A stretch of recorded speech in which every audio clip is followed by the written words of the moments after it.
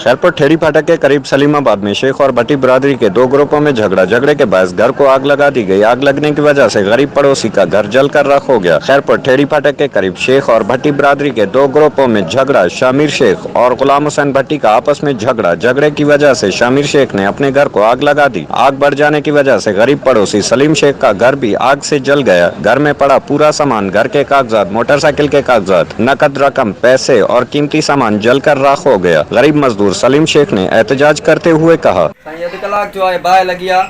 इन ग़रीब जे वीचारे जी का शइ न बची आहे। पाण में पंजाबी ऐं गुलाम सेन पंजाबी ऐं शमीर पाण में फशीरी कई। का बि ॻाल्हि उन्हनि जो मसइलो पंहिंजो आहे। हे वीचारो सफ़र हुयो ड्यूटीअ ते, हिन जा ॿार बि घर हुया। हिन जे घर खे बाहि लगी आहे। परियां ॾिसी जो तव्हां ॿार बि भरियो, उतां ॿार बाहि लगी आहे। हिन ग़रीब जा का बि शइ न बची आहे। भरियो ॾिसो, सॼो सामान सड़ियो अथसि, का बि शइ न बची अथसि। महिरबानी कयो हिन वीचारे सां हक़ इंसाफ़ कयो। कैमरामैन नुमान दुरानी के साथ सजाद कोलाची, राज न्यूज़ खैरपुर।